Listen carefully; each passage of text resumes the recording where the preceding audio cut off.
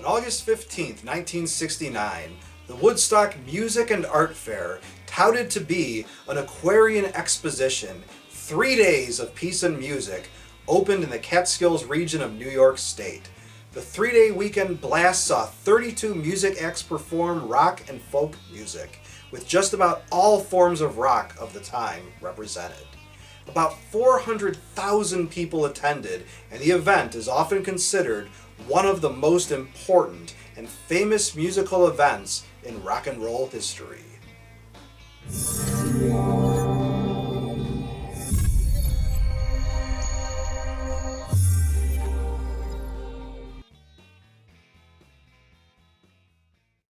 Located on a farm owned by Max Yasker near Bethel, New York, the site is actually about 43 miles from the town of Woodstock. The promoters had never organized a show this big, but once Creedence Clearwater Revival signed to play, many other acts jumped on the bandwagon, so to speak. See the Wikipedia article Woodstock for a list of performers. Advance tickets cost $18, about $120 in today's money, and paying at the gate would set you back $24. With about 186,000 advance tickets sold, organizers calculated about 200,000 total music fans would attend, and when twice that number showed up, facilities were overwhelmed. Traffic swamped the local roads, and not enough food, shelter, and bathroom facilities were provided. To top off the problems, it rained on and off.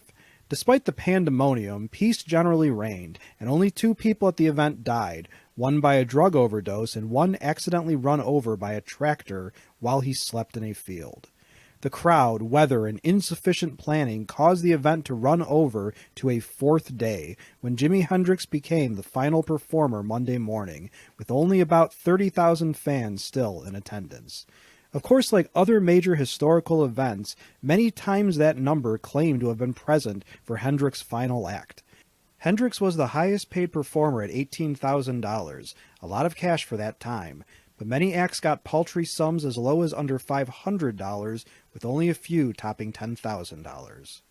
Some major acts that almost appeared but were not signed after all included Bob Dylan, the Moody Blues, Tommy James of the Shondells, The Doors, Chicago Transit Authority, Led Zeppelin, Frank Zappa, The Byrds, Free, Jethro Tull, Iron Butterfly, Joni Mitchell, and even Roy Rogers, the singing cowboy, who would have sung Happy Trails at the close of the show.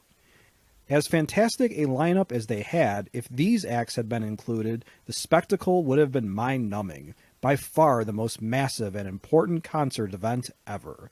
Still, the festival was a pretty big deal indeed. A film documentary released in 1970 titled Woodstock won an Academy Award, and of course the soundtrack was a massive hit as well, having spawned 3 albums and later a 4-CD set. The festival itself lost about $1.4 million, which was made up by revenue from the film and albums. Unfortunately, the movie and albums do not feature the music of CCR, as band leader John Fogerty was dissatisfied with the band's performance.